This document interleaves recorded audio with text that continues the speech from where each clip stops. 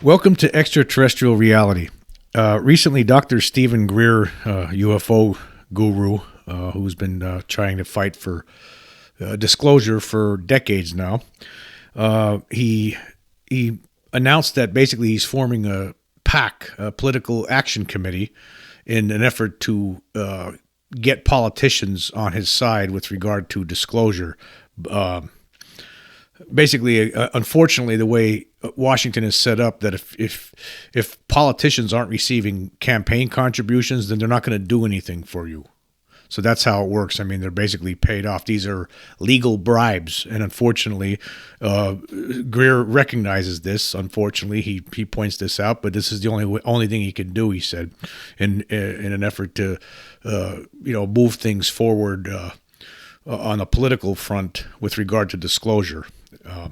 But anyway, I'll leave a link for this video where he makes these comments. It was a few weeks ago. And he says, basically what he was saying is that now that the government has admitted to the existence of UFOs, the problem that he sees is that the federal government makes it sound like there's a secure, like they're a threat to national security. He doesn't believe that. He doesn't think that UFOs are a threat to national security, and that's a lie. And he thinks that politicians need to be made aware of this, and he would like to educate those any one of these politicians who his nonprofit organization supports would be educated on what he believes is the truth behind this. But he told a story during this. He said, in order to get the access persistently to politicians, he says, we're going to have to do something different. And he said back in 2001, he was when they did this National Press Club event on UFOs, somebody that he knows asked him how much money he can give to these politicians.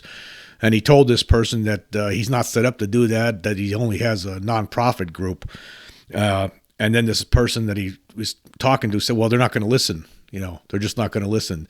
And here's his quote about that. He says, I thought that was a terribly, terribly ugly and cynical comment, and it was, but it also happens to be terribly true. So that's why he's doing this. He's setting this up because he wants to get politicians in his court that he'll support, and and his group is going to be completely nonpartisan. It's not bipartisan, nonpartisan. There's no, it doesn't matter, Republican, Democrat, whatever. Okay, if you want to, if one of these politicians wants to support the UFO issues that his organization believes are important, then they'll provide campaign money, basically bribe money. It's legal in this country to do that, bribe money. But here's another quote that he says, we're going to organize to support people who support real disclosure and not alien invasion disclosure. We're going to set up events where they can be educated and supported, and that is being formed. I've never done this. We're going to see how it flies.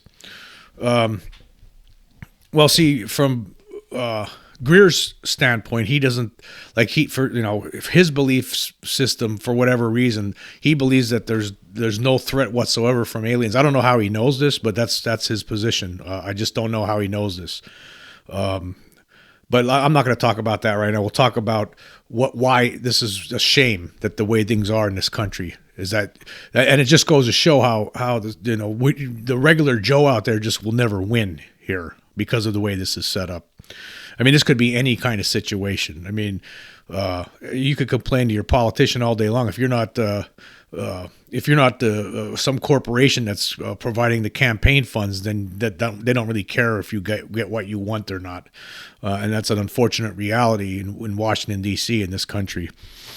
And it goes it's no different with UFOs. I mean, if you want to get people in Congress to fight for UFO disclosure on your behalf, then you got to come up with money and basically bribe money. You got to bribe them with campaign contributions, or they won't do anything for you because they're receiving, these politicians. I mean, they're making lots of well over $100,000 a year plus great benefits every year, in the jobs that they have. Plus, they receive campaign contributions, massive campaign contributions to win elections and from wherever they're from corporations, big money donors all the time. So the only way to if you want to try to get something done, if you're a regular Joe, then you're not going to get it done. Unless you're a corporation, unless you're or billionaire, multimillionaire or something that has the money to pay these people off. It's just a shame the way this country's set up. But he recognizes this, and this is this is the way he feels like he needs to get this done now. He needs to contribute to campaigns of politicians who will be willing to fight for UFO disclosure. But again, it's just a shame that this is the way things are in the United States. I don't like it. I never did like it. I don't think there should be money in politics. I mean, the fact that you got to. I mean, these people the people that are in or 95, at least 95% of these politicians in Washington, right? At least 95%. They're not beholden to the people that elected them. They're beholden to the corporations that paid for their campaigns. And it's unfortunate that this is how things work here, but this is how it works, whether you want to believe that or not. I mean, if you want to sit there and watch CNN or MSNBC or Fox News and believe what those people tell you about how this works, then you're fooling yourself. You're being kidded. You're allowing yourself to be made to look like an idiot. But this is how it works. You got to have money, and he recognizes this, so I give him credit there. It's just a shame, though. It's a shame that this is how it is. Anyway, we're going to take a quick break, and we're going to come back and talk a little bit more about Stephen Greer.